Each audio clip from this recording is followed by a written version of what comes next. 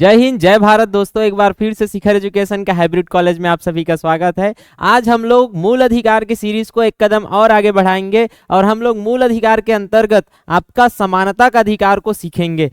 मैंने क्या बोला, हम लोग पढ़ेंगे नहीं, हम लोग सीखेंगे। हमारा हर वीडियो आपको मिलता होगा, उसमें मैं सिखाने में फोकस रखता हूं। यदि कोई टॉपिक को 10 मिनट में पढ़ सकते हो, रट सकते हो, तो मैं इसको बोलता हूं 10 के जगह 15 मिनट पढ़ लो और सीख लो उसको। एक 5 मिनट का इन्वेस्टमेंट आपको अधिकारी बना सकता है। वही चपरासी वाला फिर नॉलेज रहेगा और आपको डिसाइड करना है चपरासी बनना है कि अधिकारी। तो सीखने में फोकस रखो। जैसे सीखोगे ना तो आप अपने लाइफ में अलग निखरोगे, और रटे रहोगे तो आज पढ़े हो ना वो कभी काम नहीं आएगा। हमेशा ध्यान रखना सीखने में। आप भले 80% सिलेबस करो, कोई जरूरी नहीं है 100% करने का, कोई एग्जाम नहीं मांगता। आप 80% भी सिलेबस कर रहे हो, लेकिन इसको अगर सीख कर पढ़ रहे हो, सीखने में फोकस है आपका, तो आपका एग्जाम निकलेगा, आप अधिकारी बनोगे, ये मेरी गारंटी। लेकिन यही आप 100% के चक्कर में आपने जल्दबाजी की और आपने सीखा नहीं, तो फिर आप वहीं के वहीं रहोगे। आप कभी बदल नहीं सकते, आप कभी अधिकारी बन नहीं सकते। अधिकारी एग्जाम आप देते हो ना, पीएससी व्यापम कुछ भी, पीएससी मात्र थप्पा लगाने का काम करता है। आपके अंदर वो काबिलियत रहनी चाहिए, तब जाके आप अधिकारी बनोगे। और वो काबिलियत कब आएगा सर? जब आप फोकस करोगे सीखने में, केवल रटने में कभी नहीं आएगा। तो ये मेरा एक याद रखना बात, हमेशा बात याद रखना, पढ़ाई में सही तरीके से पढ़ना, सीखने में फोकस करना। तो चलो देखते हैं मूल अधिकार का आर्टिकल 14 क्या है। उसके पहले मैं ट्रिक बता देता हूं। यदि पहले वीडियो में बताया था, याद है कि नहीं, यहां रिवीजन कर लेते हैं। क्या बताया था सर? मूल अधिकार जो मिला है हमको, कितना मूल अधिकार मिला है? मूल अधिकार हमको मिला है 6। अच्छा सर, मैं तो 7 पढ़ा हूं। जी सर, आप सही बोल रहे हो। मूल संविधान, मूल संविधान मतलब जब संविधान बना। संविधान कब बना सर? संविधान हमारा लागू हुआ 26 जनवरी 1950 को लागू हुआ। जब संविधान लागू हुआ, इस समय हमको कितना मूल अधिकार मिला था? टोटल 7 मूल अधिकार। लेकिन इसमें का एक अधिकार, एक जो आपका मूल अधिकार है, कौन सा? संपत्ति अर्जन का अधिकार। संपत्ति अर्जन, संपत्ति रखने का अधिकार। अर्जन मतलब रखने का, संपत्ति अर्जन का अधिकार। ये अब आपका मूल अधिकार नहीं है। ये जब मैं आर्टिकल 31 पढ़ाऊंगा ना, तो आपको डिटेल में पढ़ाऊंगा कि क्यों नहीं है और क्या समस्या आ गया कि इसको हमको मूल अधिकार से हटाना पड़ा। क्योंकि ये बहुत इंपॉर्टेंट चीज है। किसी के पास संपत्ति है तो मूल अधिकार है, अब नहीं है। पहले था 7 था, अब कितना हो गया है? ये संपत्ति अर्जन का अधिकार को हटा के 44वां संविधान संशोधन 1978 में इसको क्या कर दिया गया? एक विधिक अधिकार बना दिया और इसको ले जाया गया 300 में, आर्टिकल 300 का में डाल दिया गया। पहले ये आर्टिकल 31 में था, ये मूल अधिकार था। आर्टिकल 31 आप पढ़े होंगे। भाग 3 में क्या पढ़ाया था मैं? आर्टिकल 12 से 35 तक हमारा क्या है? मूल अधिकार। और ये 35 के बीच में तो आ रहा है 31। तो पहले क्या था? संपत्ति अर्जन का अधिकार था 31 में, और ये हमारा मूल अधिकार था। लेकिन अब ये हट गया है। कब हटा सर? संशोधन कब हुआ? 44वां संविधान संशोधन अधिनियम 1978। तो मैं 31 पढ़ाऊंगा तो इसको डिटेल में पढ़ाऊंगा क्या है। अभी मात्र ओवरव्यू दे रहा हूं कि 6 मूल अधिकार अभी मैं बताऊंगा, तो आपको डाउट नहीं रहना चाहिए कि 7 है कि 6। पहले 7 था जब लागू हुआ, संविधान बना था। लेकिन 1978 में इसको संपत्ति अर्जन के अधिकार को मूल अधिकार से हटाकर एक कानूनी अधिकार बना दिया। तो आर्टिकल 31 पढ़ाऊंगा ना, तो उस समय बताऊंगा कि आपका संवैधानिक या मूल अधिकार और एक कानूनी अधिकार में क्या अंतर होता है। ये कानूनी अधिकार है तो ये क्या कर सकते हैं, क्या नहीं कर सकते, हर चीज वहां क्लियर होगा। यहाँ हम लोग फोकस करेंगे समानता के अधिकार में। ये पढ़ाऊंगा तो बताऊंगा मैं। और ये 44वां संशोधन मतलब ये कॉन्स्टिट्यूशन पहले वीडियो में बताया था। ये शॉर्ट में लिखता हूँ, क्या लिखता हूँ मैं शॉर्ट में, अभी तक आपको पता चल जाना चाहिए। कॉन्स्टिट्यूशनल अमेंडमेंट एक्ट, संविधान हिंदी में क्या होगा? संविधान संशोधन अधिनियम। ये हो गया। कौन से नंबर का था सर? संविधान में बदलाव। संविधान में कितने नंबर का बदलाव था? 44वां बार जब संविधान में बदलाव किया गया। कौन सी ईयर में? 1978 में। तब बदलाव क्या किया गया? ये संपत्ति अर्जन का अधिकार। बहुत सारे बदलाव हुए थे 44वां बार में, बहुत सारे बदलाव हुए थे। कौन? 1978 में। तो उस समय एक बदलाव क्या हुआ था? हमारा जो मूल अधिकार था संपत्ति अर्जन का अधिकार, उसको आर्टिकल 300 का में ले जाया गया। कहां से? आर्टिकल 31 से कहां ले गया? आर्टिकल 300 क में। अब हमारा मूल अधिकार नहीं है संपत्ति रखना, ये एक कानूनी अधिकार है। उसका अंतर मैं बताऊंगा कि मूल अधिकार और कानूनी अधिकार में क्या अंतर है। अभी पढ़ते हैं हमारा मूल अधिकार। तो मूल अधिकार कितना है सर? 6, मात्र 6 है अभी मूल अधिकार। तो 6 देखते हैं कौन कौन सा है। 6 में ये ट्रिक आपको याद रहना चाहिए। क्या है भैया? समस्त शोध संस्कृति के उपचार के लिए होते हैं। चलो अपने जगह में रहकर 2 बार बोलो। क्या बोलना है सर? समस्त शोध संस्कृति के उपचार के लिए होते हैं। बोलो भैया अपने जगह में, जब तक नहीं बोलोगे नहीं सीखोगे। समस्त, समस्त से सम से बनेगा समानता। क्या बनेगा सर? समानता। तो आपको मिला है समानता का अधिकार। आपके साथ भेदभाव नहीं किया जाएगा कि आप ऊंच नीच हो, बड़े जाति के हो, नीचे जाति के हो, कुछ भी, आप ये महिला हो पुरुष हो। जब समानता का अधिकार धीरे धीरे पढ़ेंगे आपको हर चीज पता चलेगा कि समानता के अधिकार में क्या क्या आता है, आपको कौन कौन सा अधिकार मिला है, कहाँ कहाँ आपका भेदभाव या कहाँ कहाँ आपके साथ समानता का व्यवहार किया जाएगा, हर चीज कहाँ पता चलेगा? समानता के अधिकार के अंतर्गत। इसके बाद आता है सर ये समस्त के स से बनेगा, ये दिख रहा है किसके जैसा? स्वतंत्रता। स्व जैसा दिख रहा है नहीं, तो इससे बनेगा स्वतंत्रता का अधिकार। क्या बनेगा? स्वतंत्रता का अधिकार। तो इसके अंतर्गत हम क्या पढ़ेंगे? मूल अधिकार में आपको कौन कौन से स्वतंत्रता मिला है और कहां कहां आपकी स्वतंत्रता को राज्य नहीं छीन सकता। मैं पहले वीडियो में बताया था कि मूल अधिकार किसके खिलाफ है? कुल मिलाकर मूल अधिकार है राज्य के खिलाफ। किसके खिलाफ? राज्य के खिलाफ। राज्य के घोड़ा जो राज्य है ना, उसके ऊपर लगाम लगाता है कौन? मूल अधिकार। राज्य मनमानी नहीं कर सकता। और राज्य बोलने का अर्थ क्या है? अभी तक आपके माइंड में क्रिस्टल क्लियर रहना चाहिए। जब भी मैं राज्य बोलूं मतलब आर्टिकल 12 में वो 4 पॉइंट आपके माइंड में घूमना चाहिए, तब जाके आपने सीखा है। तो राज्य मनमानी नहीं कर सकता मतलब वो आर्टिकल 4 के अंतर्गत जितने पॉइंट हमने पढ़ा है वो हमारे साथ मनमानी नहीं कर सकता, हमारा मूल अधिकार हमसे नहीं छीन सकता। तो स्वतंत्रता के अधिकार के अंतर्गत हमें कौन कौन सा स्वतंत्रता मिला है? राज्य से, वो हमको पढ़ना है इसमें। इसके बाद आता है सो से बनेगा सर शोषण के विरुद्ध अधिकार। क्या बनेगा? शोषण। पहले क्या होता था? ऊंची जाति वाले निम्न जाति का शोषण करते थे, बड़े जाति वाले निम्न जाति का शोषण करते थे, पुरुष महिला का शोषण करते थे, बड़े लोग बच्चों का शोषण करते थे। तो उनको क्या क्या अधिकार मिला है इसको हम लोग पढ़ेंगे शोषण के विरुद्ध अधिकार में, कि आपको शोषण के विरुद्ध कौन कौन सा अधिकार मिला है इसको पढ़ेंगे इस अधिकार में। तो कितना अधिकार हो गया? अभी गिना दिया हूं मैं। पहला हो गया, उसके बाद दूसरा हो गया, उसके बाद तीसरा, चौथा पढ़ते हैं सर। चौथा क्या है? ध से बनेगा धार्मिक स्वतंत्रता का अधिकार। धर्म के बिना कोई मानव जाति नहीं है। अभी आप भारत में देख ही रहे हो धर्म के नाम में क्या होता है। तो धार्मिक स्वतंत्रता भी आपको मिला है, क्योंकि धार्मिक स्वतंत्रता के बिना आपकी जीवन पशु समान है। तो ये धार्मिक स्वतंत्रता का अधिकार हम लोग इसी में पढ़ेंगे। तो धार्मिक स्वतंत्रता का अधिकार भी आपका क्या है सर? आपका मूल अधिकार है। और ये हो गया चौथा नंबर। ठीक है, इसके बाद आएगा संस्कृति। क्या आएगा? संस्कृति। और संस्कृति से बनेगा शिक्षा एवं संस्कृति का अधिकार। शिक्षा एवं संस्कृति का अधिकार। अपनी संस्कृति, संस्कृति मतलब संस्कार, रहन सहन, खान पान, ये आपकी संस्कृति है। वेशभूषा कैसे पहनते हो, क्या भाषा बोलते हो, क्या लिपि में लिखते हो, हर चीज क्या है आपका संस्कृति। आपकी संस्कृति ही आपकी पहचान है। आपकी रहन सहन, क्या कपड़ा पहनते हो, कैसे बात करते हो, यही आपकी पहचान है कि नहीं। और जहां आपकी संस्कृति में आँच आया मतलब आपके पहचान में आँच आया।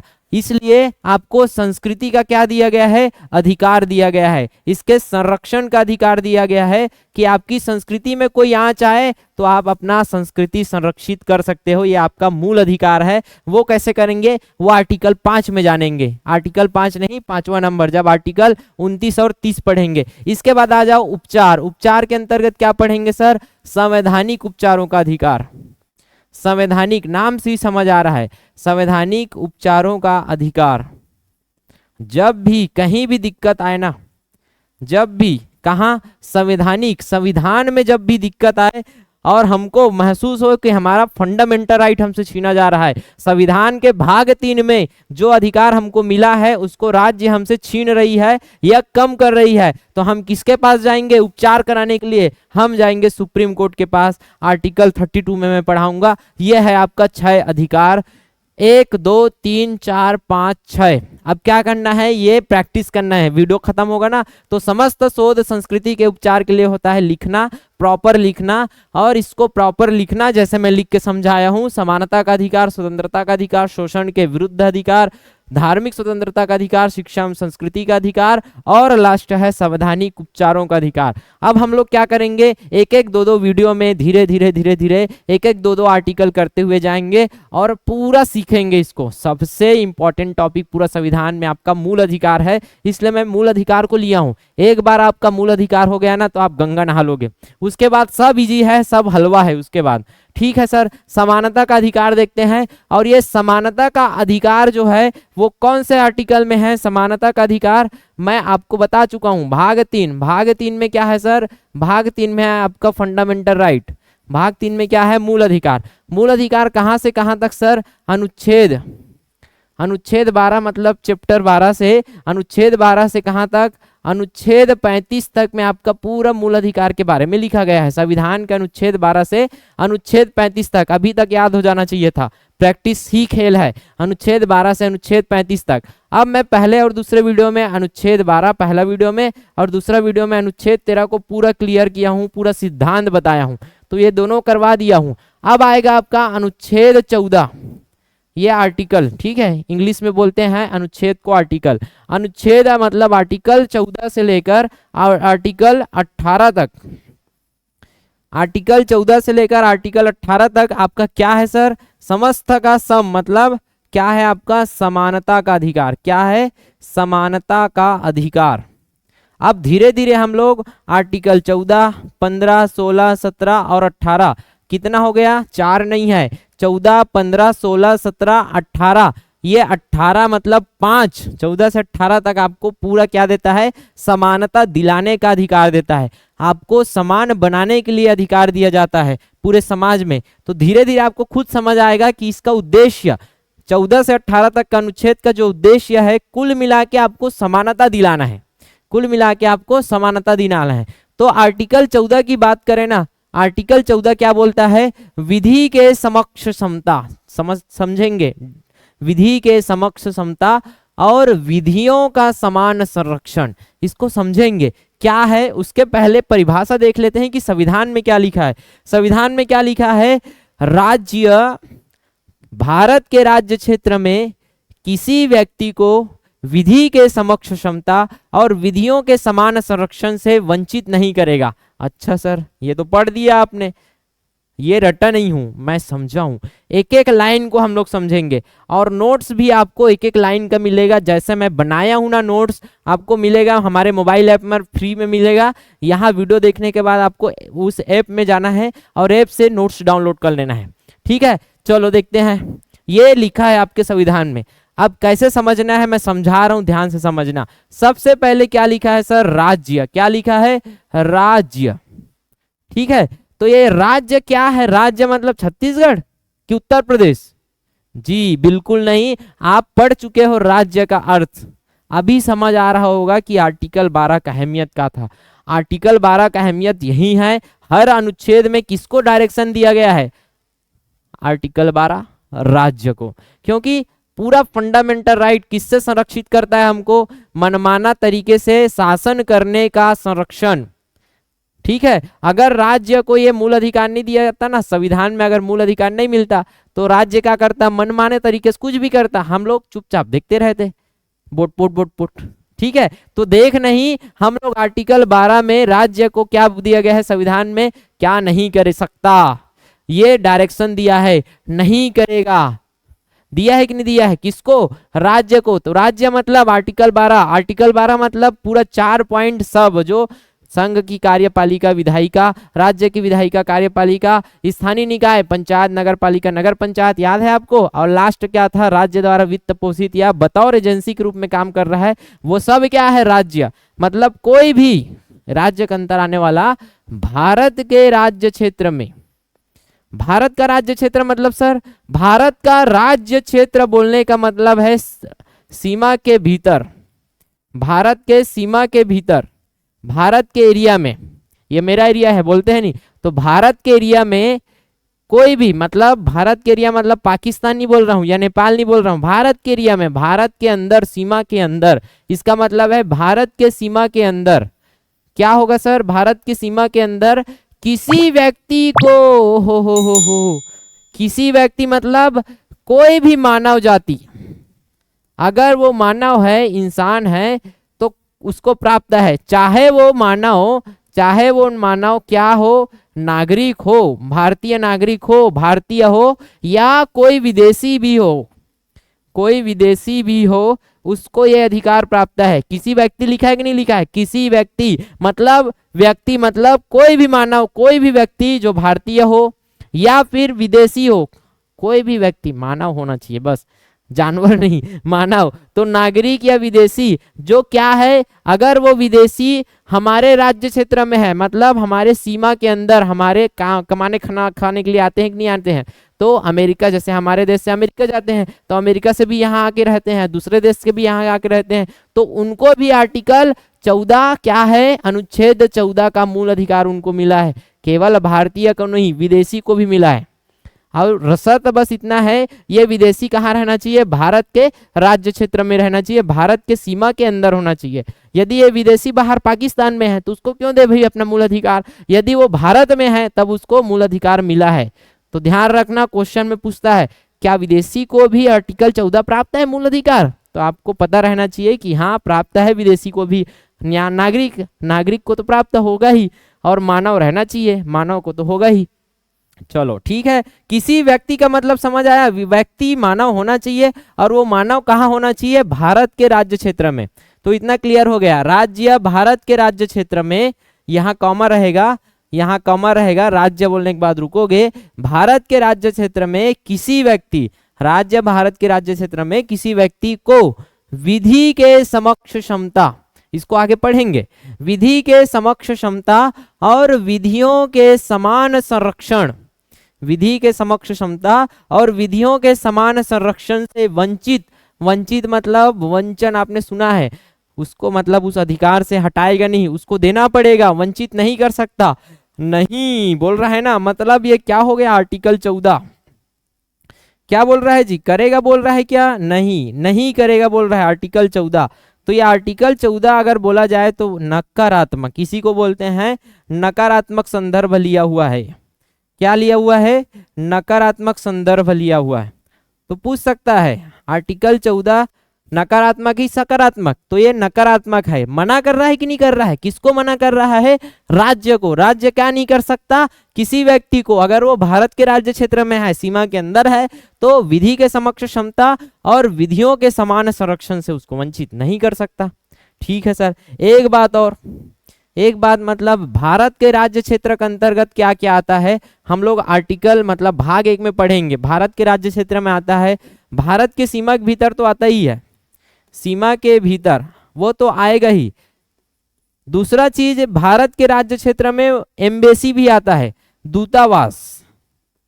ये क्या बात है सर, दूतावास मतलब एम्बेसडर जो बोलते हैं ना, दूत, दूसरे देश में, जैसे हमारा दूत कहाँ रहेगा, दूसरे देश में रहेगा, हमारा दूत अमेरिका में रहेगा, तो अमेरिका में रहेगा तो वहां एम्बेसडर, क्या बोलेंगे, एम्बेसडर को दूसरे देश में भेजेंगे, और वो जहां रहेगा उसको बोलेंगे एम्बेसी बोलेंगे या दूतावास। अब यही दूत आवास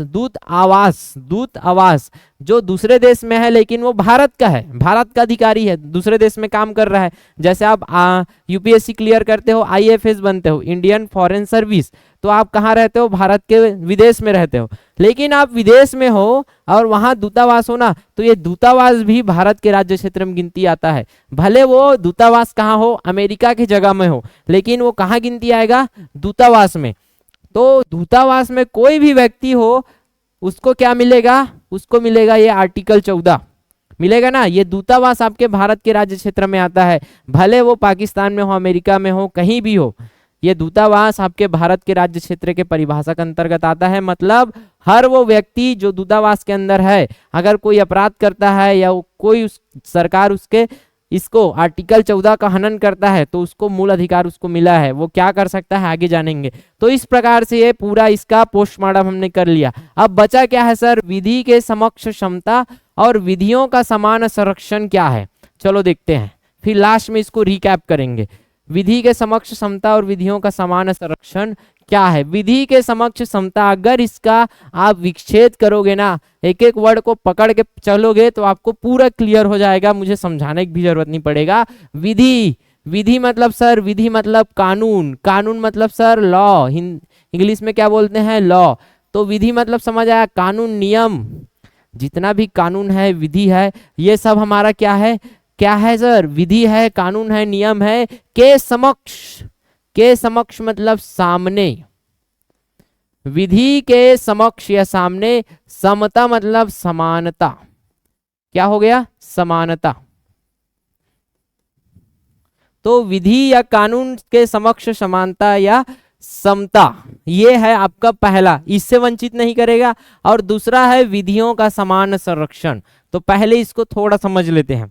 ये आप ना जब मूवी देखते हो या अदालत वाला कोई सीरीज देखते हो, उसमें आपको ये दिखता है, कहाँ दिखता है, विधि के समक्ष क्षमता मतलब कानून के सामने सब बराबर है, कोई बड़ा छोटा, ऊंच नीच, अमीर गरीब, कोई कुछ नहीं, मंत्री है, प्रजा है, सब बराबर विधि के सामने।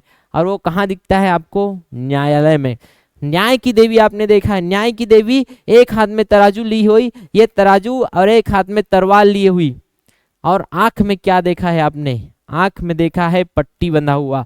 और ये आंख में पट्टी बांधने का मतलब ये नहीं है कि कानून अंधा है, इसका मतलब है कानून अंधा है, लेकिन किसके लिए अंधा है, वो भेदभाव नहीं कर सकता, वो सबको समान, वो ऐसा न्याय नहीं देगा कि आप गरीब दिख रहे हो और आप अमीर दिख रहे हो तो आपके बीच न्याय करते वक्त भेदभाव नहीं करेगा वो।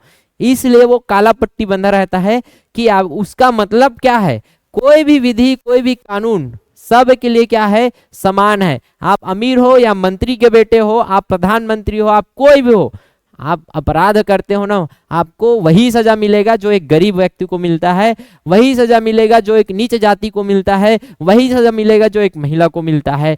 तो आपको कोई भी आधार में भेदभाव नहीं करेगा। ये विधि और कानून के समक्ष क्या होगा, समानता होगा। तो हर व्यक्ति के साथ ये बरता जाएगा। अगर व्यक्ति के साथ कोई भेदभाव हुआ, अगर किसी गरीब को दूसरा और किसी अमीर को दूसरा सजा मिल रहा है, अगर ऐसा भेदभाव किया, अमीर को कम सजा दे दिया और गरीब को ज्यादा सजा दे दिया, तो ये क्या हो गया, भेदभाव होगा कि नहीं होगा। ये भेदभाव नहीं कर सकता, ये भेदभाव नहीं कर सकता, भेदभाव नहीं कर सकता। इसको क्या चाहिए, समानता चाहिए। और समानता के अधिकार के अंतर्गत पढ़ रहे हैं कि नहीं पढ़ रहे हैं, विधि के समक्ष समानता। अगर कोई विधि या कानून बना है तो आप सब समान हो, इसको डायरेक्ट बोल सकते हो आप विशेषाधिकार की अनुपस्थिति, विशेषाधिकार, विशेष अधिकार की अनुपस्थिति है यहाँ, कि आप कोई भी हो, आप राजा हो, आप प्रधानमंत्री हो, कोई भी विशेष अधिकार आपको नहीं मिलेगा,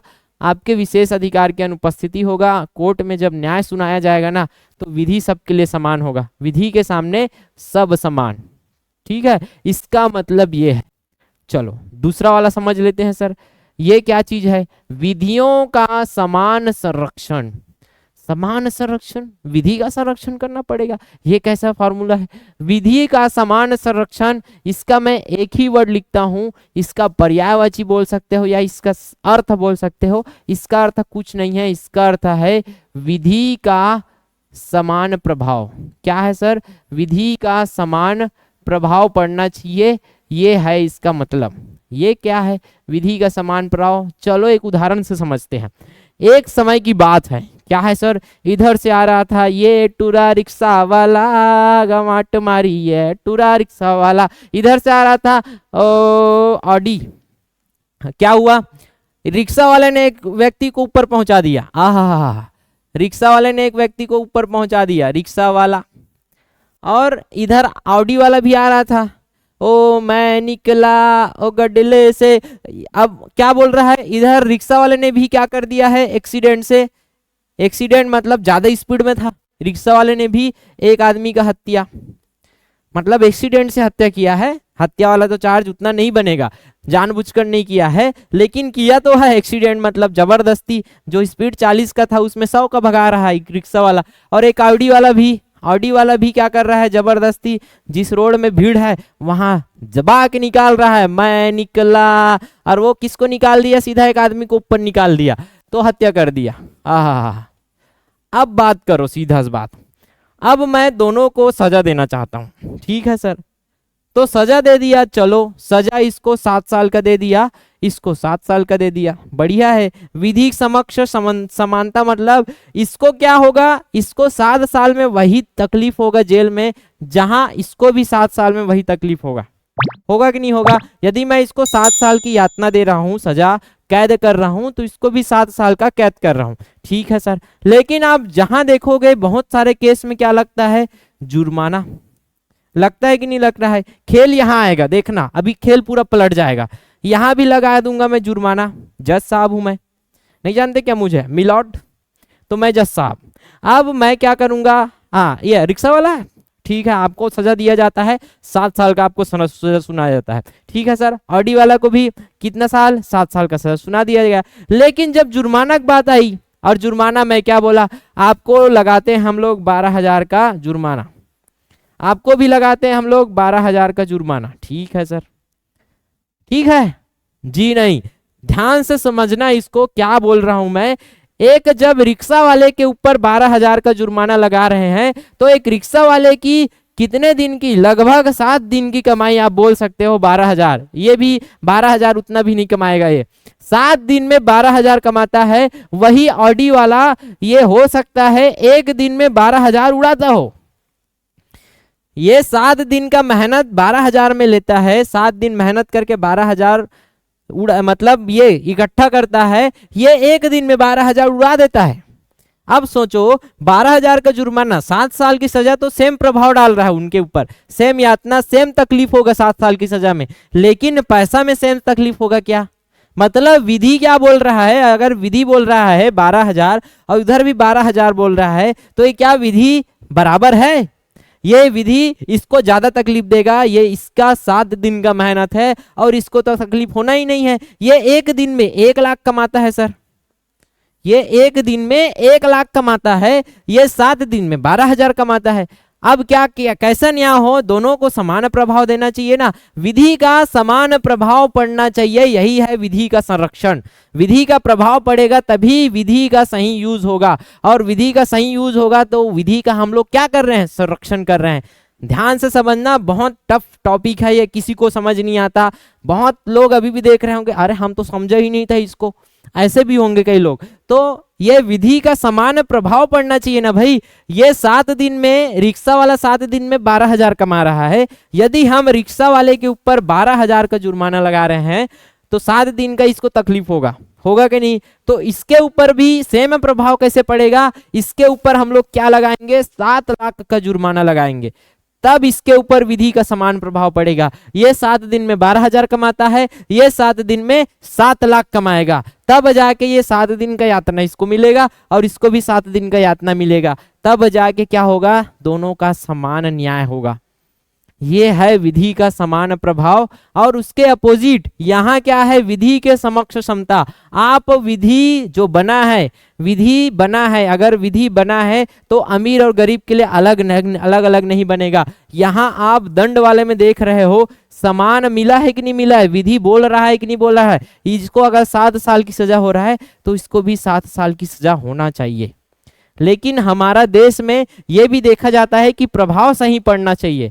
विधि समक्ष समता तो हम लोग देखेंगे ही, और प्रभाव को भी देखेंगे। अगर प्रभाव कम ज्यादा हुआ तो न्याय नहीं है, फिर वो न्याय के नाम में अन्याय है। तो यहाँ क्या करेंगे हम लोग, ये 12,000 इसको प्रभाव पड़ रहा है, 7 दिन का यातना, तो इसको भी 7 दिन का यातना। 12,000 तो नहीं होगा सर, ये तो 12,000 ऐसे फेंक के चला जाएगा। ये लो 12,000 लो, और जाके फिर दूसरे दिन मैं निकला, फिर दूसरे को फिर निकाल देगा। मतलब समझ रहे हो कितना जरूरी है विधि का समान प्रभाव पड़ना। अगर विधि का उसको समान प्रभाव नहीं पड़ेगा, विधि का डर नहीं होगा, विधि का डर नहीं होगा, फिर वो गलती दोहराएगा। तो विधि का समान प्रभाव पड़ना जरूरी है, इसलिए ये कॉन्सेप्ट हमने लाया। तो यहाँ आप देख रहे होगे, यहाँ क्या बोल रहा है, भेदभाव नहीं कर सकते बोल रहे हैं, भेदभाव नहीं कर सकते आप। मतलब ये जो विधि के समक्ष समता है उसमें क्या है, आपका जो संदर्भ है वो है नकारात्मक संदर्भ, नकारात्मक नहीं कर सकते बोल रहे हैं, भेदभाव आप नहीं कर सकते। लेकिन यहां बोल रहा है आप सकारात्मक भेदभाव कर सकते हो, क्योंकि ये जरूरी है, मैं दिखाना है ना, ये सकारात्मक भेदभाव आप कर सकते हो।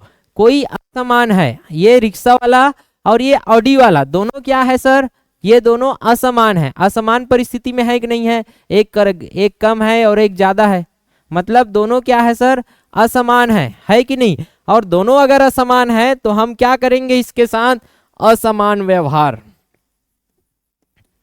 असमान के साथ असमान व्यवहार होगा, असमान के साथ असमान व्यवहार मतलब इस यहाँ क्या कर रहे हैं, कुल मिलाकर भेदभाव कर रहे हैं कि नहीं कर रहे हैं। और ये भेदभाव कैसा भेदभाव है, सकारात्मक भेदभाव। क्या है सर, सकारात्मक भेदभाव बोलते हैं इसको, अच्छे उद्देश्य के लिए भेदभाव कर रहे हैं इसलिए इसको सकारात्मक भेदभाव बोलते हैं। और ये है नकारात्मक भेदभाव, और ये नकारात्मक भेदभाव आप नहीं कर सकते, क्योंकि आप किसी को ऊंच नीच के जगह, ऊंच है ये नीच जाति का है करके ऊंच जाति को कम सजा, नीच जाति को ज्यादा सजा, ऐसा नहीं दे सकते आप। तो ये कॉन्सेप्ट बोलता है नहीं कर सकते, ये बोलता है सकारात्मक भेदभाव कर सकते हो। यदि कोई असमान है तो उसके साथ असमान व्यवहार करोगे, और कोई समान व्यवहार, अगर समान व्यक्ति है तो, समान परिस्थिति है तो समान व्यवहार होगा। जैसे एक इधर से आ रहा था, मैं निकला ओ गडले से, ये ने निकाल दिया एक को, और दूसरे दिन फिर आया एक ऑडी वाला, ये दूसरा ऑडी वाला है, दूसरा ऑडी वाला भी मैं निकला ओ गडले से, इसने भी एक को निकाल दिया, तो दोनों ऑडी वाले थे। एक ऑडी वालों को यदि 1,07,00,000 का सजा मिला है, जुर्माना और 7 साल की सजा, तो दूसरे ऑडी वाले को भी कितना मिलेगा, 7 साल की सजा और 7 लाख का जुर्माना। क्या समझ आया सर, समान के साथ, समान के साथ मतलब जब समान समान है, कोई व्यक्ति अगर समान समान है तो समान समान समान जितना भी समान परिस्थिति में है सबको समान क्या मिलेगा, समान, सबको समान सजा मिलेगा। ठीक है सर, लेकिन असमान है, असमान मतलब एक ठन है ए टूरा रिक्शा वाला और एक जन है ऑडी वाला, दोनों क्या है, असमान। तो असमान के साथ क्या किया जाएगा, असमान व्यवहार किया जाएगा, और इसी को बोलते हैं सकारात्मक भेदभाव। और सकारात्मक भेदभाव का कॉन्सेप्ट कहां से आया बोल दिया गया, तो ये आया है अमेरिका से। कहां से आया sir, America, USA, United state of America. तो ये वाला, ये इस साइड का जो कॉन्सेप्ट आया है ये आया है अमेरिका से, यूनाइटेड स्टेट ऑफ अमेरिका से। और ये जो कॉन्सेप्ट आया है ये आया है इंग्लैंड से। कहां से सर, इंग्लैंड से। इंग्लैंड के एक न्यायविद थे, न्यायविद कौन, इंग्लैंड के एक न्यायविद थे, न्यायविद थे एवी डाइसी, एवी डाइसी।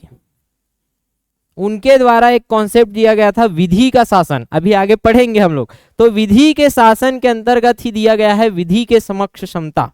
तो विधि के शासन किसने दिया था, ब्रिटिश न्यायविद थे, ब्रिटिश न्यायविद एवी डाइसी। एवी डाइसी का सिद्धांत था विधि का शासन, उस विधि के शासन के अर्थ में ही छिपा था विधि के समक्ष क्षमता। तो ये थे ब्रिटेन के, और ब्रिटेन में फॉलो किया जाता था। कुल मिला के हमने ये जो कॉन्सेप्ट लिया है वो लिया है इंग्लैंड से। और ये जो कॉन्सेप्ट लिया है कि असमान के साथ आप भेदभाव कर सकते हो, सकारात्मक भेदभाव, समान प्रभाव के लिए विधि का समान प्रभाव पड़ना चाहिए। विधि का समान प्रभाव पड़ेगा मतलब विधि का समान उद्देश्य पूरा होगा, और विधि का उद्देश्य पूरा होगा मतलब हम कुल मिलाकर विधि का क्या कर रहे हैं, संरक्षण कर रहे हैं। और यही है विधि का समान संरक्षण। और इसको हमने कहाँ से लिया है, आर्टिकल नहीं, हमने कहाँ से लिया, अमेरिका से लिया है। ठीक है सर, तो आर्टिकल अब 14 को एक बार और पढ़ते हैं, आपको पूरा क्लियर होगा, पूरा क्लियर होगा। इसको मैं मिटा देता हूं, फिर इसको एक बार पूरा 2 मिनट में रिकैप करते हैं।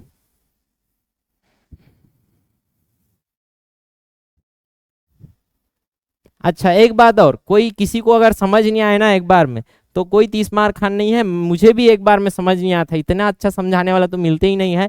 इसके बाद भी मुझे समझ नहीं आया था, तो आपको एक बार में समझ नहीं आया तो हार मत मानना, दूसरा बार समझना।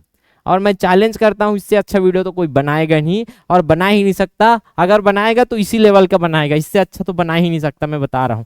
ठीक है सर, चलो एक बार और देखते हैं। राज्य बोला तो राज्य मतलब आर्टिकल 12 के अंतर्गत आने वाले सभी संस्था आ गए राज्य के अंतर्गत। इसके बाद भारत के राज्य क्षेत्र मतलब भारत के सीमा के अंदर कोई भी क्या हो, व्यक्ति हो। सीमा मतलब भारत के सीमा के भीतर, या मैं एम्बेसी बताया था, एम्बेसी भी राज्य क्षेत्र में आता है। भारत के राज्य क्षेत्र में किसी व्यक्ति, वो मानव रहना चाहिए, भारत के सीमा के अंदर रहना चाहिए वो मानव। अगर अमेरिकन है और भारत की सीमा के अंदर है मतलब उसको भी आर्टिकल 14 प्राप्त है। अगर पाकिस्तानी है, भारत की सीमा के अंदर है, तो उसको भी आर्टिकल 14 का मूल अधिकार उसको मिला है। ऐसा नहीं बोल सकते कि आप पाकिस्तानी हो आपको नहीं मिला है, आपको मिला है, क्योंकि जो संविधान में लिखा है वो है व्यक्ति, ना कि नागरिक। जहां नागरिक लिखा है वहां केवल भारतीय को मिलेगा, जहां व्यक्ति लिखा है वहां सबको मिलेगा जो भारत के सीमा के अंदर है। विधि के समक्ष क्षमता, अब आपको समझ आ गया होगा। विधि के समक्ष क्षमता मतलब आप भेदभाव नहीं कर सकते किसी व्यक्ति के साथ, आप भेदभाव नहीं कर सकते, विधि सबके ऊपर समान रूप से लागू होगा। या क्या बोल रहा है, विधियों का समान संरक्षण। कोई भी व्यक्ति है उसके ऊपर विधि का समान प्रभाव पड़ना चाहिए। जो विधि बनाया गया है जिस उद्देश्य से, उस उद्देश्य का समान प्रभाव सामने ऊपर पड़ना चाहिए, सामने वाले व्यक्ति के ऊपर, तो ये विधियों का समान संरक्षण उसको मिलेगा। वंचित मतलब उसको वंचित नहीं करेगा, मतलब उसको देना ही पड़ेगा। कौन भैया, राज्य को निर्देश है। कौन नहीं करेगा, राज्य, मतलब आर्टिकल 12। ठीक है, वंचित नहीं करेगा, लास्ट में नहीं बोल रहा है, इसलिए मैं क्या बताया था, ये नकारात्मक संदर्भ में है, सकारात्मक नहीं, करेगा नहीं बोल रहा है, ये नहीं करेगा बोल रहा है। तो आपको इतना पता रहना चाहिए पूरा डिटेल्स, कहीं से भी ना एक पॉइंट उठाएगा और पूछ देगा। तो ये सब था। और ये विधि के समक्ष क्षमता में बताया, विधि के समक्ष क्षमता जो है कहाँ से लिया गया है, नकारात्मक संदर्भ में है। ये लिया गया है इंग्लैंड से, एवी डाइसी के सिद्धांत, विधि का शासन अभी देखेंगे। और ये सकारात्मक भेदभाव, विधि का प्रभाव, समान प्रभाव, ये लिया गया है अमेरिका से। ये नोट्स आपको मिलेगा, पूरा क्लियर हो जाएगा। नोट्स आपको यहाँ बैठ कर नहीं बनाना है, आपको पूरा पूरा फोकस रखना है और समझने का प्रयास करना है, जो उदाहरण आपके दैनिक जीवन से बता रहा हूँ। ठीक है सर, ये समान के साथ समान व्यवहार और असमान के साथ असमान व्यवहार। अब देखते हैं सर, ये विधि का शासन आप बता रहे हो, ये विधि का शासन क्या है? तो विधि का शासन किसने दिया था बताया मैं, एवी डाइसी।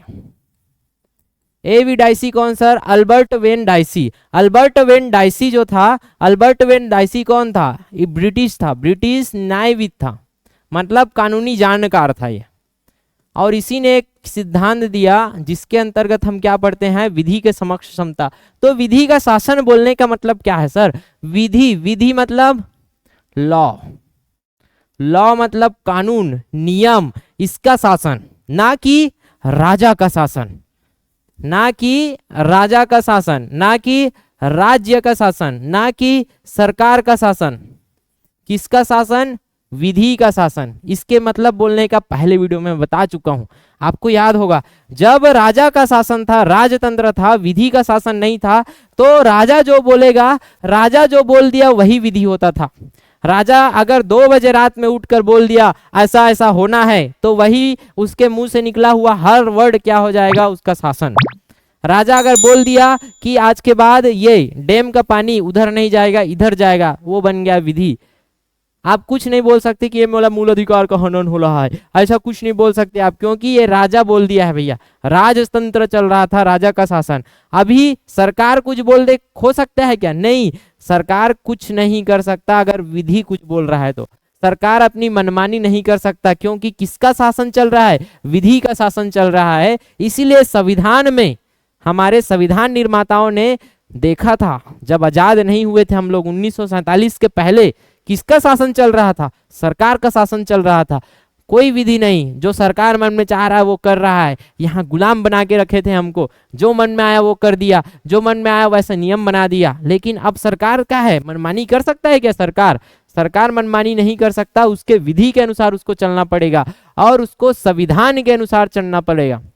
संविधान में अगर कुछ बोला जा रहा है तो उसको पालन करना पड़ेगा सरकार को। यही सरकार तो राजा है अभी, तो राजा अपने हिसाब से नहीं, राजा संविधान और विधि के अनुसार चलेगा। यही है विधि का शासन। वरना पहले क्या होता था, राजा का बेटा इधर गलती किया और इधर कोई आम नागरिक गलती किया, राजा का बेटा गलती किया तो उसको एक थप्पड़ मार के छोड़ देते थे, और इधर कोई आम नागरिक गलती किया तो कैद में डालो इसको। ये चलता था कि नहीं चलता था? कहाँ था विधि? और यहाँ अगर विधि बन गया, यहाँ अगर विधि बन गया कि विधि में अगर कोई चोरी करता है तो उसको 2 साल की सजा होगा, ऐसा अगर कोई विधि बना है, नियम कानून या आईपीसी के धारा में लिखा है कि चोरी करेगा तो 2 साल की सजा होगा। उसके बाद चाहे वो आम नागरिक हो, आम नागरिक मतलब मैंगो पीपल तो आम नागरिक हो, या फिर कोई सरकार का बेटा हो, या कोई मंत्री का बेटा हो, या मुख्यमंत्री का बेटा हो, प्रधानमंत्री का बेटा हो, कोई भी हो, उसके ऊपर, दोनों के ऊपर समान कानून लगेगा, विधि का शासन होगा। कोई मंत्री नहीं, कोई नहीं, ये केवल विधि का शासन होगा। विधि जो बोलेगा वो किया जाएगा। तो सरकार भी नहीं होगा, सरकार कुछ भी बोल दे। क्या बोल रहा है विधि? चोरी किया, हाँ किया। दोषी है, हाँ है। विधि क्या बोल रहा है? 2 साल की सजा, तो 2 साल की सजा। क्या मंत्री का बेटा है तो आप 1 साल की सजा दे दोगे? बिल्कुल नहीं। सरकार का राज नहीं है, यहाँ विधि का राज है। विधि मतलब सर नियम कानून, एक्ट अधिनियम, ये सब क्या है? विधि। संविधान में लिखा हुआ अनुच्छेद क्या है सर? विधि। तो ये सब किसके अनुसार चलता है? अभी देश किसके अनुसार चलता है? विधि के अनुसार, और यही है विधि का शासन। तो ये विधि के शासन के अंतर्गत आपको पॉइंट पूछा जाता है कि कौन कौन सा अर्थ समाहित है विधि के शासन में। तो पहला अर्थ है आपका विधि की सर्वोच्चता। अभी मैं बताया, विधि या कानून, आप इसी को नॉर्मल भाषा में क्या बोल देते हो? कानून की सर्वोच्चता। ध्यान से समझना इसको। विधि की सर्वोच्चता क्या है? कि विधि कानून की सर्वोच्चता मतलब विधि के ऊपर कोई नहीं, विधि के ऊपर कोई नहीं। जो विधि बोलेगा वो किया जाएगा। अगर विधि बोलता है कोई व्यक्ति को किसी चीज के लिए दंड देना है, कोई विधि बोलता है कि चोरी, मान के चलो एक उदाहरण कि कोई व्यक्ति ने चोरी किया, और विधि या कानून क्या बोलता है? विधि या कानून बोलता है कि उसको 2 साल की क्या हो जाए? सजा दिया जाए। तो क्या किया जाएगा? वो विधि, अगर कोई व्यक्ति चोरी करता है और चोरी सिद्ध हो जाता है कि उसी ने किया है, अगर वो दोषी पाया गया तो उसको 2 साल की सजा दे दिया जाएगा। क्योंकि कौन बोल रहा है? विधि, और विधि के ऊपर कोई नहीं। ठीक है सर। दूसरा चीज, अगर कोई व्यक्ति विधि में क्या लिखा है? चोरी करता है, और विधि में क्या लिखा है? उसको 2 रसगुल्ला खिलाया जाएगा। आहा, क्या बात है, सब चोरी करने लग जाएंगे, रसगुल्ला मिलेगा रे बाबा। तो 2 रसगुल्ला खिलाया जाएगा, इससे क्या बोल रहा है? विधि। ये कटाक्ष मैं क्यों कर रहा हूं? क्योंकि आपको समझ आना चाहिए, विधि के ऊपर कोई नहीं भैया। सरकार मन में अगर कोई गलत हो रहा है, और विधि किसने बनाया है? खुद हमने बनाया है। कैसे बनाया अभी समझाता हूं। अगर विधि खुद बोल रहा है 2 रसगुल्ला खिलाया जाएगा, तो आप यदि चोरी किया है, विधि बोल रहा है, तो विधि का बात मानना पड़ेगा और उसको 2 रसगुल्ला चुपचाप खिलाना पड़ेगा। सीधी सी बात। तो विधि जो बोलेगा वही करेंगे। और विधि अगर नहीं बोलता, विधि अगर शांत है, कोई अपराध है, मान के चलो कोई ऐसा अपराध है जो आपने कभी सुना ही नहीं, जो आपने कभी सोचा ही नहीं, अगर कोई अपराध नया नवेली दुल्हन की तरह आ गया, कुछ डिफरेंट अपराध जिसका हमने अभी तक कोई कानून ही नहीं बनाया, कोई विधि ही नहीं है इसका, क्योंकि अभी तक ऐसा अपराध हुआ नहीं था, तो हमने क्या नहीं बनाया है? विधि ही नहीं बनाया। तो हम क्या नहीं दे सकते? इस व्यक्ति को इस अपराध की सजा दे ही नहीं सकते। क्यों नहीं दे सकते सर? क्योंकि विधि बोल ही नहीं रहा है। विधि नहीं बोल रहा है मतलब उसको कुछ मनमाना तरीके से आप दंड नहीं दे सकते। जो विधि विद्यमान है आप उसी प्रकार का दंड दे सकते हो। विधि के ऊपर कोई नहीं, विधि ही सब कुछ है। विधि और कानून की सर्वोच्चता मतलब विधि के शासन के अंतर्गत क्या आ गया? विधि की सर्वोच्चता, विधि या कानून की सर्वोच्चता। विधि जो बोलेगा वही होगा, विधि नहीं बोलेगा तो नहीं होगा। समझ रहे हो? अगर कुछ काम करना है, मान के चलो राज्य को कोई काम करना है या राज्य को कुछ चीज करना है, तो पहले क्या बनाएगा? पहले बनाएगा विधि। क्या बनाएगा? कानून बनाएगा। और ये कानून तो ऐसा वैसा बनता नहीं है। हम लोग संसद में पढ़ेंगे कानून कैसे बनता है, एक्ट कैसे बनता है। पहले सदन में, लोकसभा या राज्यसभा में पहले पेश किया जाता है बिल, फिर उसमें बहस होगा, चर्चा होगा। बहस और चर्चा में कोई अलग गलत पॉइंट है तो उसको क्या कर दिया जाएगा? उसका विरोध विपक्ष क्या करेगा, विरोध करेगा। और अगर विधि या कानून सही है तो वो पहले लोकसभा या राज्यसभा में पास होगा, फिर दूसरे सदन में जाएगा, वहां बहस होगा, वहां वोटिंग होगा।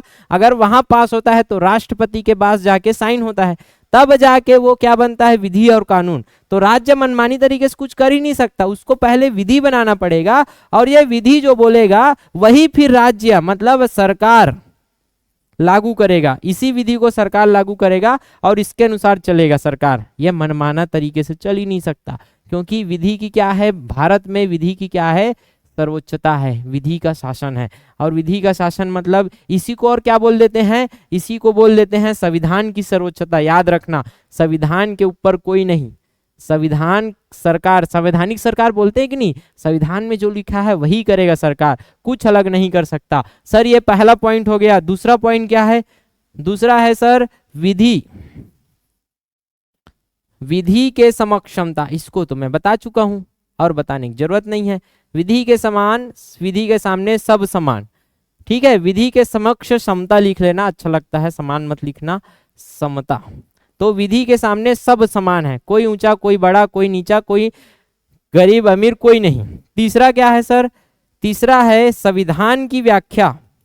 संविधान की व्याख्या मतलब संविधान में जो विधि लिखा है, जो अनुच्छेद लिखा है, जो आर्टिकल लिखा है संविधान में, उसका व्याख्या कौन करेगा, तो निष्पक्ष व्यक्ति ही करना चाहिए ना। किसी चीज का अर्थ बताना है, अगर सरकार खुद से करने लग जाए तो सरकार ऐसा व्याख्या करेगा संविधान का कि उसको मजा आए, संविधान उसको फायदा दे, ऐसा व्याख्या कर देगा। कोई अनुच्छेद है, मान के चलो अनुच्छेद में डाउट है, अब अनुच्छेद में डाउट है और खुद सरकार उसका व्याख्या करे, उसका अर्थ निकाले, तो क्या करेगा, ऐसा अर्थ निकालने की कोशिश करेगा तोड़ मरोड़ कर कि उसको फायदा हो। तो सरकार निकालेगा तो गड़बड़ हो जाएगा, और जनता निकालेगा तो जनता अपने हिसाब से चलने की कोशिश करेगा। तो बेस्ट चीज क्या है, संविधान का व्याख्या कौन करेगा भैया, न्यायपालिका। कौन करेगा, न्यायपालिका, जो निष्पक्ष है। जज लोग, न्यायाधीश लोग क्या करेंगे, संविधान की व्याख्या, और यही सर्वमान्य होगा।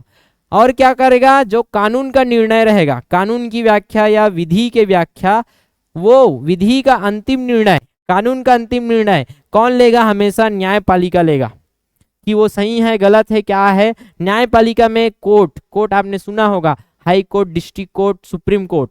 तो ये सब जो कानून या विधि के समक्ष जो लेना है न्यायपालिका लेगा, जो भी निर्णय लेना है, और यही सर्वोपरि रहेगा। ये है विधि का शासन। पहला क्या बताया सर, विधि कानून की सर्वोच्चता, विधि के ऊपर कोई नहीं, विधि जो बोलेगा वो होगा, विधि नहीं बोलेगा तो नहीं होगा। अगर कुछ करना है तो पहले विधि बनाओ फिर करो, क्योंकि विधि जब भी बोलेगा तभी होगा। दूसरा क्या है, विधि की समक्ष क्षमता, विधि सबके लिए समान है। और तीसरा है संविधान की व्याख्या, या कोई भी कानून या कोई भी विधि है उसका व्याख्या या अर्थ हमेशा कौन बताएगा, हमेशा न्यायपालिका, और इसका निर्णय सर्वोपरि होगा। खत्म। ये है एवी डाइसी, अल्बर्ट वेन डाइसी। कौन था, ब्रिटिश न्यायविद। ये पूछ देता है कि किसने दिया, डायरेक्ट आ जाता है, और उसके अंदर के ये ऑप्शन ABCD में आ गया, किसमें का कौन सा ऑप्शन सही है बता दो, तो तीनों ऑप्शन सही। अगर 2 दिया है तो 2 ऑप्शन सही, 1 दिया है तो 1 ऑप्शन सही, कोई भी दे सकता है और देता है, बहुत इंपॉर्टेंट है। ठीक है सर, ये हो गया विधि का शासन। इसके बाद आएगा आपका अनुच्छेद का अपवाद। ये आ गया पहला अपवाद। क्या है सर, अपवाद है कि अनुच्छेद 14 में जो बोल रहा है, अनुच्छेद 14 में जो बोल रहा है विधि समक्ष क्षमता या विधि के सामने विधि का समान संरक्षण बोल रहा है ना, अनुच्छेद 14, तो उसका उल्लंघन कौन कौन से आधार में आप कर सकते हो। अनुच्छेद 14 का उल्लंघन आप कौन कौन से आधार में कर सकते हो, अनुच्छेद 14 को कौन कौन से आधार में आप नहीं मानोगे, आपको अभी समझ आएगा। जैसे पहला है आर्टिकल 361, संविधान के अनुच्छेद 361 में ना राज्यपाल और राष्ट्रपति को, राष्ट्रपति और राज्यपाल को उसके पद में रहते हुए, अगर राज्यपाल और राष्ट्रपति अपने पद में रहकर, क्योंकि वो कुर्सी में है, अपने पद में है और वो कोई कार्य करता है, कोई भी कार्य करता है, तो उसका जवाबदारी वो नहीं लेता, जवाबदेही नहीं होता किसके समक्ष, न्यायपालिका के समक्ष।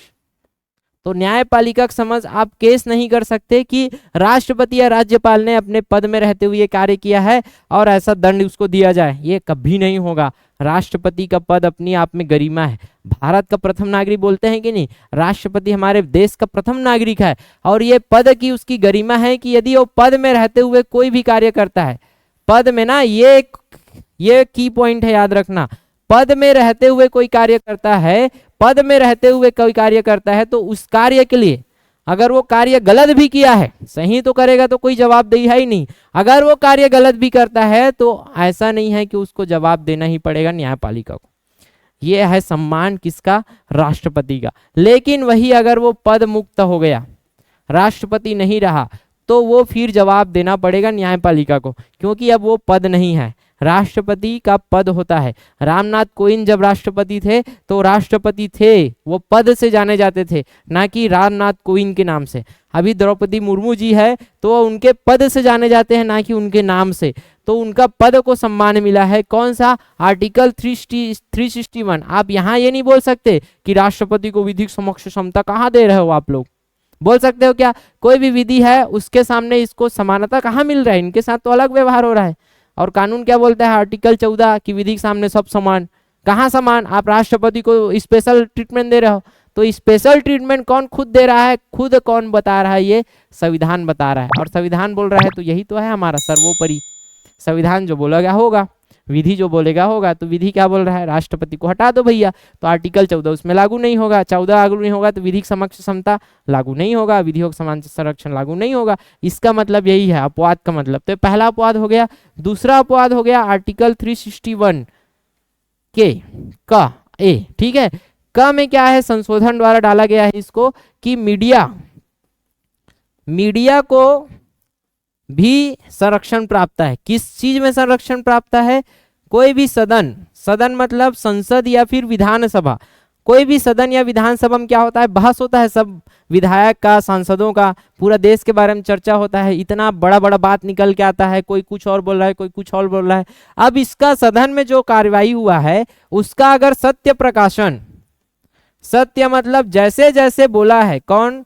सदन में जैसे जैसे बोला गया है उसका अगर सत्य प्रकाशन कौन करेगा? मीडिया। तो उसके साथ भी विधि के समक्ष क्षमता या समानता का व्यवहार नहीं किया जाएगा, उसको स्पेशल ट्रीटमेंट मिलेगा, क्योंकि मीडिया है भैया, मीडिया है। विधि के समक्ष क्षमता बोलोगे कि ये विधि की समक्ष क्षमता फॉलो क्यों नहीं कर रहे हो? क्योंकि मीडिया ने कुछ गलत बात बोल दिया है।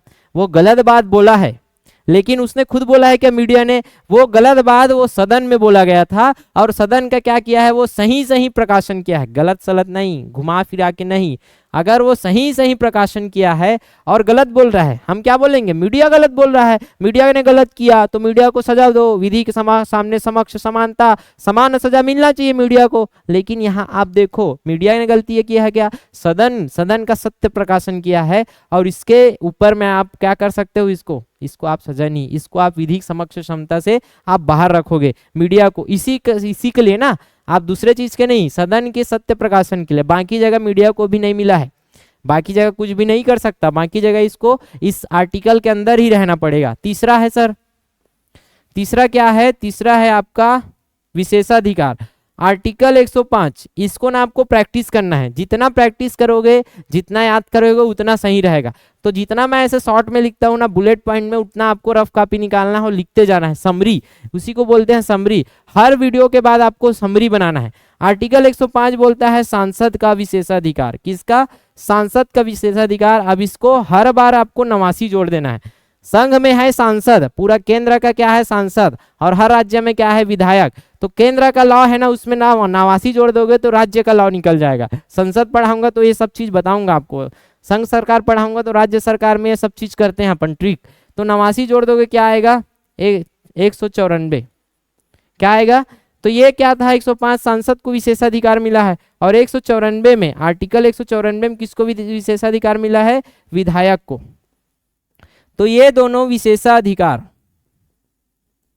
विशेषाधिकार क्या सर? सदन के अंदर कार्यवाही, सदन के अंदर कुछ बोला गया है, सदन मतलब सांसद कहाँ बैठेगा? संसद में, पार्लियामेंट में, और विधायक कहाँ बैठेगा? विधानसभा में। तो सांसद और विधायक जब सदन में कार्य कर रहे हैं तो विशेषाधिकार क्या मिला है उनको सदन में कि वो कुछ भी बोले ना तो उसके ऊपर भी ये वाला सिस्टम लागू होगा। कौन सा? कि उसके ऊपर विधिक समक्ष क्षमता या समानता लागू नहीं होगा। आप ये नहीं बोल सकते सर उसने तो गलती किया, उसने गलती किया, उसको सजा क्यों नहीं मिला।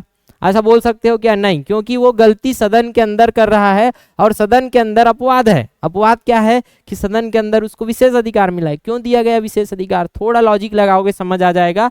संसद में अगर सांसद और विधायक को अगर फ्री नहीं छोड़ा गया, स्वतंत्रता उनको नहीं दी गई कुछ भी बोलने का, तो वो सरकार में दबाव कैसे डालेंगे?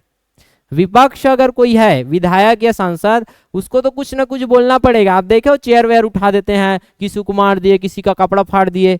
तो ये कार्यवाही के लिए आप न्यायपालिका में क्या नहीं हो, जवाबदेही नहीं हो। संसद के अंदर, संसद के भीतर चार दीवारी में आप कुछ भी करते हो, कौन? संसद या सांसद या विधायक कुछ भी करता है तो न्यायपालिका के प्रति जवाबदारी नहीं है, जवाबदेही नहीं है। ठीक है, तो संसद के अंदर इसीलिए सदन के अंदर इनको छूट मिला है, विशेष अधिकार मिला है कि ये प्रॉपर रूप से आप सरकार में क्या रख सको, प्रॉपर रूप से लगाम रख सको। तो ये देना जरूरी था। तो ये विशेषाधिकार क्यों मिला है आपको पता रहना चाहिए। इसलिए मिला है कि आपको छूट मिलेगा तभी जाके आप खुल के बोल सकते हो, लेकिन आपको छूट नहीं मिलेगा, विधिक समक्ष समानता जैसा छूट नहीं मिलेगा, तो आपको भी वैसा ट्रीटमेंट किया जाएगा। जैसे बाहर में कोई बोल दिया तो आप फिर बंधन में बन जाओगे, कुछ बोलने के पहले 100 बार सोचोगे। लेकिन वहां कोई सोचता है क्या? नेता वो धड़ाधड़ जो मन में आ रहा बोल रहा है, और वो सदन के अंदर, बाहर में ऐसा कभी नहीं बोल सकता। बाहर में बोलेगा तो न्यायपालिका में केस हो जाएगा और न्यायपालिका में उसको जवाब देना पड़ेगा, फिर क्यों बोला, कैसे बोला। अगर वो गलत बोला है तो सजा भी मिलेगा, अगर कोई सजा होगा विधि के अनुसार। तो इस प्रकार से ये कितना हो गया, आर्टिकल 361 में राष्ट्रपति राज्यपाल को, 361 का में मीडिया को, 105 194 में किसको, सांसद और विधायक को, और लास्ट इसमें पॉइंट आता है चौथा नंबर, इसमें मिलता है राजनयिकों को। ये वही दूतावास जो बोल रहा था, तो दूसरे देश के राजनयिक दूत, जो राजदूत है, एम्बेसडर है, वो हमारे देश में है। अमेरिका कोई व्यक्ति है, अमेरिका की सरकार भी हमारे देश में कौन भेजा है, एम्बेसडर भेजा है, ताकि यहाँ जो अमेरिकन है उसको, अगर अमेरिका से यहाँ आया है तो उसको दिक्कत ना हो। यहाँ उसको कुछ सीधा चाहिए अमेरिका से तो कहाँ चला जाएगा, एम्बेसी में। अमेरिका के एम्बेसी भारत के दिल्ली में है तो वहाँ जाके बात कर लेगा। या फिर हमारे देश को कोई व्यक्ति को, नागरिक को अमेरिका जाना है तो एम्बेसी में बात कर सकता है जाके, वीज़ा चाहिए, ये चाहिए, वो चाहिए। तो ये सब सुविधा के लिए राजनयिक लोग हमारे देश में, या हमारे राजनयिक लोग दूसरे देश में जाकर रहते हैं, तो इनको भी छूट प्राप्त है आर्टिकल 14 से।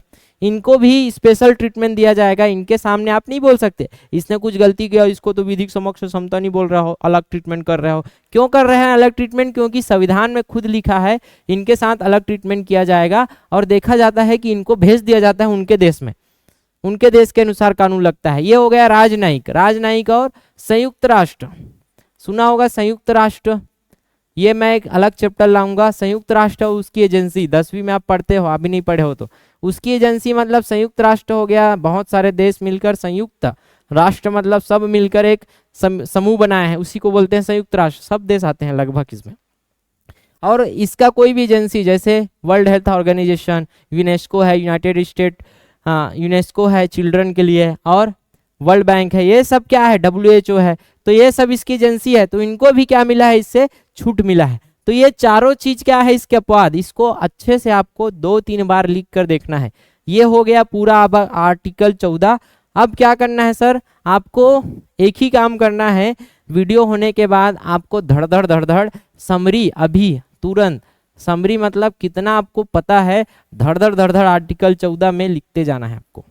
दूसरा चीज क्या करना है, आपको नोट्स डाउनलोड कैसे करना है। नोट्स डाउनलोड करने के लिए आपको पहले प्ले स्टोर से हमारा एप्लीकेशन डाउनलोड करना है। प्ले स्टोर में जाना है और लिखना है शिखर एजुकेशन हाइब्रिड स्कूल। क्या लिखना है सर, शिखर,